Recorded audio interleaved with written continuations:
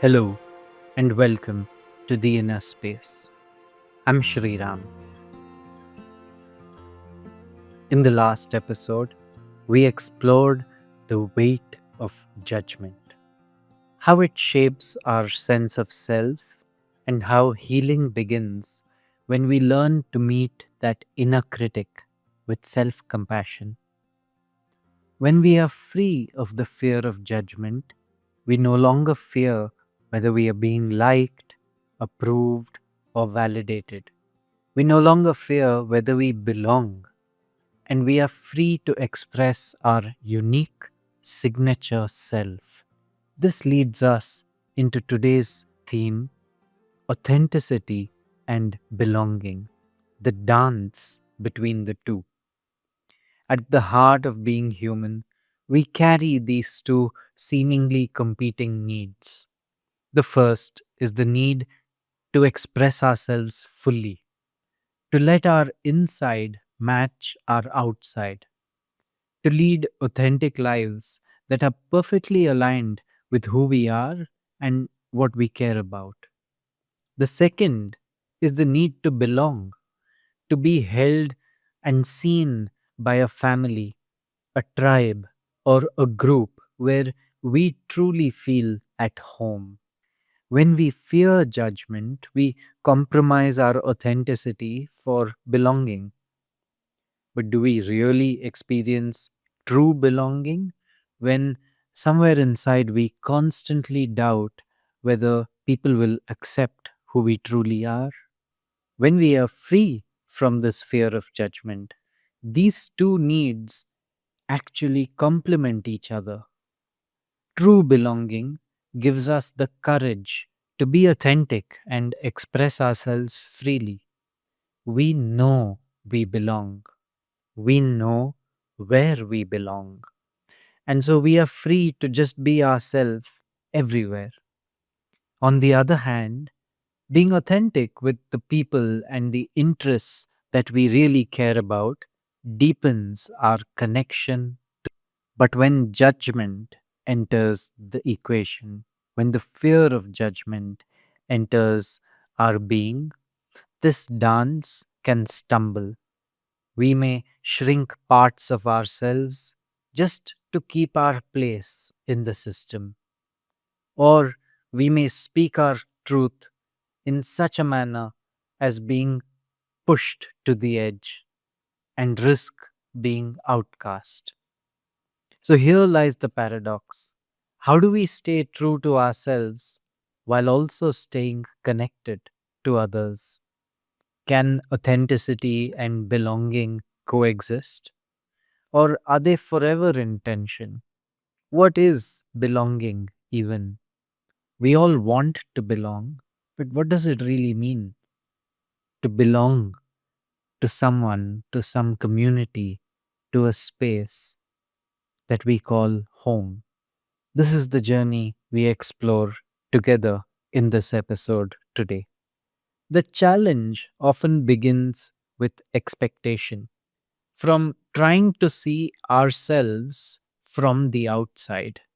We set conditions for ourselves. I belong only if my parents approve of my choices, or I am authentic only if my views are validated by other people. But belonging does not mean full approval, and authenticity does not always mean being right and being applauded for being right by others. Belonging simply means that I feel a strong connection to a group, even if they don't agree with everything I do. I still feel that connection to the group. Authenticity simply means that I am being my truest self, regardless of how other people respond. Sometimes my reaction to how others treat me reveals even more parts of my identity than I knew before, like perhaps hidden needs for approval and respect and safety. Think of relationships. Maybe you've said yes to a family tradition that you didn't believe in just to keep the peace. Or on the other side, you voiced your true preference in a relationship and found that the bond actually grew stronger because of your honesty. In personal life, have you hid a dream like writing a book or switching careers or pursuing your passion for fear of disapproval from someone that you care about? And yet, sometimes when we share our dreams openly, a friend or a partner or a parent may offer unexpected encouragement. How about at the workplace? Maybe you've laughed at a boss's joke that you didn't actually find funny, or nodded along in a meeting when actually you disagreed inside. And again, on the flip side, speaking up with a different perspective may help you realize that others respect you even more because of your candor. So, I invite you to pause and reflect. When in life have you shrunk yourself to belong? And when has expressing your authentic self deepened your belonging? These questions take us straight to the heart of the paradox. I remember a time very well when I felt like I was shrinking. I was not myself. This was months into my first job at a consulting firm. I wondered what I was doing. I felt like I didn't belong, at least not in the way that I thought everyone else fit in. Even though I earned well, both in terms of money and experience and repute, a part of me kept tugging from within. The voice said, "Consulting is not where I belong." It became clear that where I really wanted to go was into human development and the social sector space. Where I really wanted to go was inward, into my own heart. I lacked the language to express myself in these words back then, but I felt it. A senior mentor called me aside one day and, in no uncertain terms, called my decision crazy. In expressing what I really deeply desired as a 20 something, I felt I may be saying no to a very comfortable and well cushioned world that I was already a part of. Things are never as black and white as they seem. My journey took me away from consulting for some years and brought me back until I found a way to express my unique gifts, to discover my unique gifts and then express them while still finding belonging in the very same system that I once rejected. It came in a very different way than I had imagined. Yet, the only reason it came is because I followed my heart into the fuzzy paradox of being honest with myself and others while still yearning connection with the people whose worldviews I was challenging. Belonging is not contingent on approval. Authenticity is not contingent on validation. Both are not outcomes but inputs, ways of being that we bring into life and relationships. Psychologist Anita Hagerty defined belonging as the experience of personal involvement in an environment such that one feels an integral part of it. Her sense of belonging instrument, developed through her work with hundreds of community college students, showed that belonging is largely a subjective feeling. You may technically be in a group, but if you don't feel integral, belonging can be absent. You may technically be out of a group, but if you do feel a deep integral connection, belonging can be present. Decades later, social psychologist Geoffrey Cohen studied what he called belonging uncertainty, a term that he coined in a 2007 publication along with Greg Walton. He found that belonging is uncertain and fragile, easily shaken by small signals, a critical comment, a bad grade, even a casual glance or look. But here's the hopeful part: belonging can also be restored by small signals, a nod, a name remembered, a simple acknowledgement. In his values affirmation studies, Cohen asked students to write for just 15 minutes about why their values matter. He had them reflect on what they really cared about and why. The result? Measurable boosts in performance, resilience, and health, not just immediately but years later. In another landmark intervention, he found that helping black college students reframe worries about belonging led to higher cumulative GPAs and cut the achievement gap with white peers in half, even 3 years later. What this is telling us is that belonging does not exist out there. It's something that can be created within ourselves. And when we do make the small changes and restore it through simple actions, it helps us both be in contribution in a greater way to the systems that we are part of, and it also helps us understand and express our own values and what defines us even more. And then there's Brené Brown's research, which draws a sharp distinction between fitting in and true belonging. Fitting in means adjusting yourself to gain acceptance. This is what I felt I was doing in my first stint in the real world with a job. What Brené Brown says is true belonging means being accepted as your authentic self.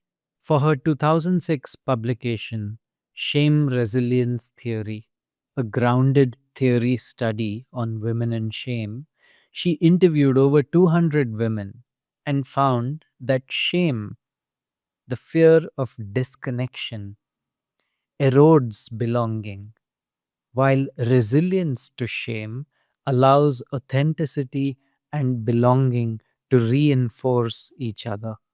Together, these voices remind us: number one, that belonging is subjective, not objective.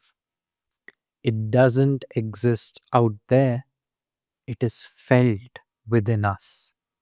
It's not granted to us from the outside, it's created for us from the inside. Number two, belonging is fragile but repairable, restorable. We have the power to create it. And number three, belonging is not fitting in. It thrives only when authenticity is present. In short, belonging is subjective, it can be created, and it is founded on being authentic. Take a moment here to reflect, and if you wish, journal. What signals do you tend to interpret as rejection? And could they mean something else? Where in your life are you fitting in? And where are you truly belonging? Sometimes ideas become clearer through stories. There's a well known tale from South Africa, possibly a legend, about a teacher who placed a basket of fruit under a tree and asked the children to race to it. Instead of competing, the children held hands, ran together, and shared the fruit. When asked why, one of the children said, Ubuntu, I am because we are. Such a simple picture of belonging as shared humanity. Each of us belongs to humanity. We can find belonging in every moment in shared humanity. In asking ourselves, what is the basket of fruits that I am racing toward, which I could in fact share with someone else and not have to compete to begin with? Closer home, think of life in an Indian village. Belonging there can be deep. Everyone knows your name. Neighbors step in at times of need. Festivals are collective journeys. Yet, authenticity can be difficult. Expectations from society may leave little room for choice. It reminds us that belonging without the space to explore our own authenticity can sometimes feel suffocating. In contrast, the modern corporate world is oftentimes no different. In a typical corporate office, masks are common. We laugh at jokes that we don't find funny. We nod along when we disagree. We say things that we don't really mean. Belonging feels safer than authenticity. This is part of the challenge of the paradox. But when we do dare to speak up, the atmosphere shifts. Authenticity in that moment deepens belonging. Global cultures carry this tension as well. In Japan, there is a saying that goes, the nail that sticks out gets hammered down. Belonging is prized, but individuality is suppressed. In the West, the opposite is often true. Be yourself no matter what. Authenticity is prized. Belonging can fracture, and very soon, isolation becomes the norm. And yet, history shows us that the two can meet. Every enduring voice, from Nelson Mandela to Rabindranath Tagore to Martin Luther King Jr., found a way to live authentically and through that became integral to a cause larger than themselves that united all humanity. For example, take the life journey of Malala Yousafzai. At just 11 years old, she began writing an anonymous diary for the BBC, describing life under Taliban rule in Pakistan's Swat Valley, where girls were banned from attending school. Even after her identity became known, she continued to speak openly about the right to education despite threats to her own life. In 2012, she was shot in the head on her way home from school and miraculously survived. Her battle was not only against fear but for authentic expression, the courage to say what she truly believed in. And through that authenticity, she found belonging not only in a small circle, but in a core human value, every child's right to learn.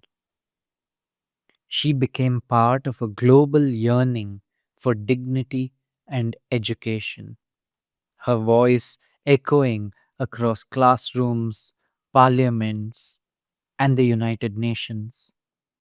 And yet, there was a choice to be made. Malala no longer lives in the village that was once her home. She belongs now to a larger global movement, while not physically to the soil that she was born on. Her story reminds us that authenticity can expand belonging, but sometimes it shifts where and with whom that belonging is found physically. These stories and metaphors remind us that authenticity and belonging are not enemies. They are an evolving dance. Sometimes one leads and the other follows, and sometimes it's the other way around. What's true is that they are always in relationship with each other. Here's something for you to reflect on. Where in your life do you feel belonging but little freedom? And where do you feel freedom, little belonging? How do we live this dance between authenticity and belonging in a practical way? Here are some simple practices that you can experiment with. Macro authenticity.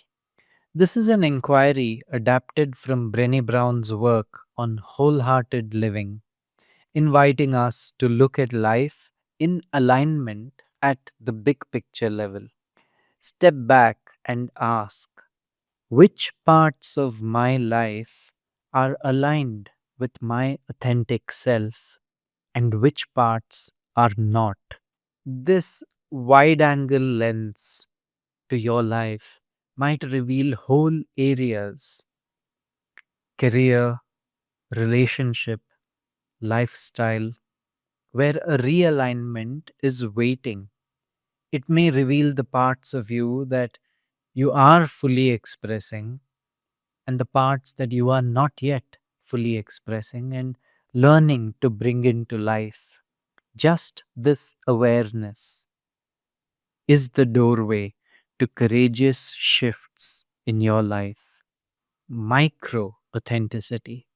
This is a practice developed by Brené Brown that helps us zoom into the present moment and express ourselves fully. Whenever you find yourself in a sticky situation, ask, in this moment, am I being true to myself? Be it a conversation, a meeting, or a behavior when no one's looking, every moment is an opportunity to move deeper into our true self. Authenticity is not just a life direction, it's a daily practice. It can be lived in every moment. Reframing judgment. This practice is drawn from Geoffrey Cohen and Greg Walton's research on belonging uncertainty, showing us that judgment can reveal as much about the other as it affects us. When you feel judged by someone or some group, pause and ask, is this really about me? Or could it be about the other person's stress or biases or mood? Ask, what may be going on with this person that they choose to act this way? What need deep down remains unmet that they are seeking to meet through their chosen actions, words, and behaviors? For instance, a curt reply from a colleague may reflect their deadline pressure, not your self worth. Not all signals are signs of exclusion, but all do hold information that can deepen our understanding of each other. The authenticity check in, this tool, popularized by Brené Brown, asks us to notice when we are shrinking to fit in rather than standing in our truth. Ask yourself, am I shrinking to fit in? If so, where? Where in my life am I shrinking to fit in? If the answer to this question is yes, try expressing one small, authentic thing, even if minor. It could be as simple as voicing a different opinion in a meeting or a discussion. admitting that you didn't enjoy a film that everyone else is raving about, or gently saying no to a request that stretches you too thin. A single authentic action, however big or small, can break a lifetime of conditioning. Naming the common ground. This is adapted from Cohen's social belonging interventions, reminding us that shared purpose can restore connection. When belonging feels fragile, anchor the mind in what unites you with the other. You may say, I know we all care about, for example, in a tense team meeting, you might say, we all want this project to succeed, even if we come into this meeting with seemingly different agendas. Recognizing what unites us and naming that common ground has the power to dissolve silos and rebuild bridges. Building belonging through contribution. This is based on Anita Hagerty's work that belonging is the subjective sense of being integral to a group. One way to nurture this in a group that you feel belonged to is to take up micro roles. Bringing tea, for example, sharing a resource, or offering a word of encouragement.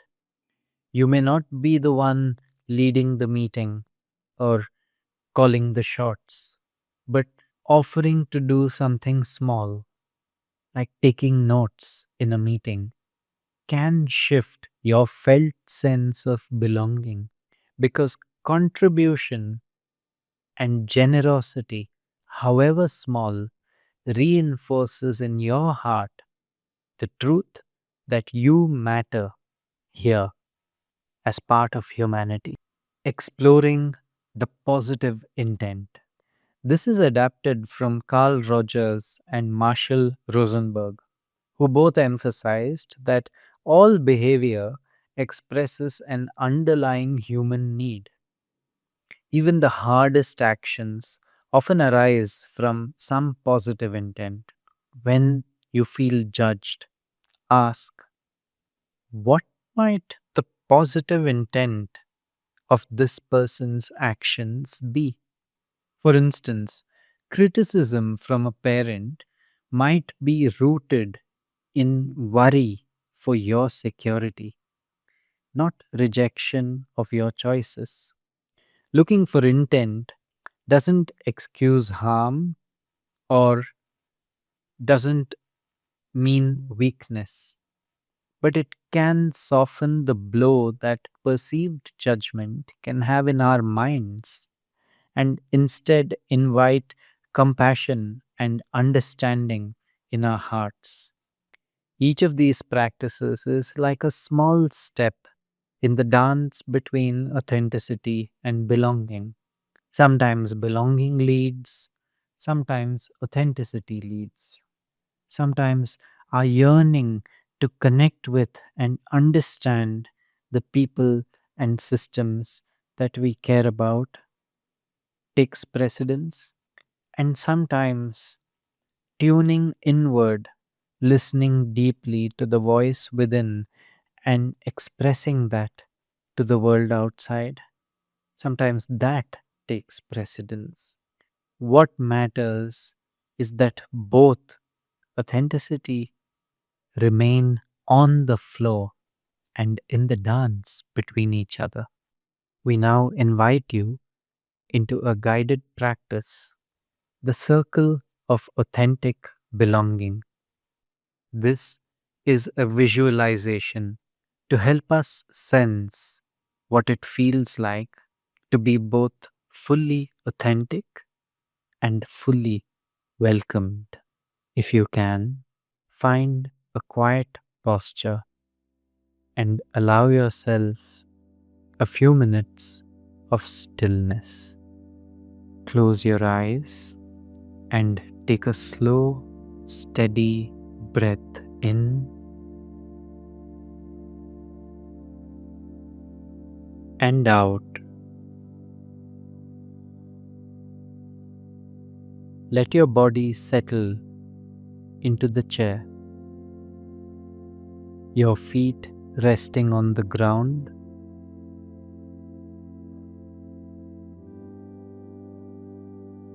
Now, imagine that you are standing in a circle of people around you.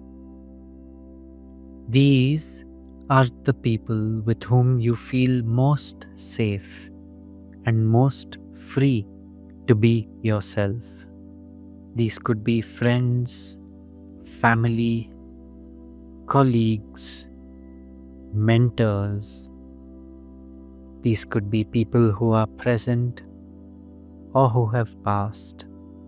Remember, this is a magic circle. It can even include imagined figures who bring you safety. Picture the group around you, not judging, not measuring, not evaluating, simply welcoming your presence with love and joy. Notice how your body feels in this circle. Do your shoulders ease? Does your breath? What shifts when you imagine being fully authentic and still fully welcomed? Take another slow breath in and out. If a word or image arises to capture this feeling at this moment, let it arise and stay with you. Now, silently repeat a few affirmations in your mind, letting them echo inside you. I can be myself and belong. I can be myself and belong. My presence is welcomed just as I am. The earth welcomes my presence just as I am. Allow these words to sink in as if the circle around you is reverberating them back to you. I can be myself and belong. The earth welcomes my presence just as I am. Now, gently return to the present moment and let go of whatever you are doing. Taking a deep breath, gently open the eyes and carry that sense of belonging and being into the rest of your day. Thank you. As we come to the end of this episode, let's take a breath together. We've explored the paradox, the dance between authenticity and belonging, two needs that can feel at odds, yet can also nourish one another. From research, stories, life experiences, and practices, we've seen that belonging is not the same as approval. It is not even contingent on approval. And authenticity is not contingent on being validated. Both are inputs we bring into life and relationships, not outcomes we wait to receive from the world outside. And as the stories from global cultures and the voices of history remind us when authenticity and belonging meet, they create communities where people can breathe more freely and live more fully. It's not an easy rope to walk at first, but one that's worth making the effort for. Because we do want to be ourselves, and we also want to be that way with the ones that we love most. So, as you go into the week ahead, I invite you to choose one small moment to practice this dance, perhaps naming the common ground in a tense situation, or voicing a small, authentic truth, even in a safe circle, or maybe reframing a judgment in your own mind to understand and explore the positive intent behind it. No matter what action you choose one that fosters understanding, self expression, and dignity for all life everywhere. Authenticity and belonging are not enemies, they are partners on the dance floor. And each step you take to nurture both is a joyful step towards freedom, connection, and wholeness. Wishing you courage and kindness. We see you back here in time at the inner space. Thank you.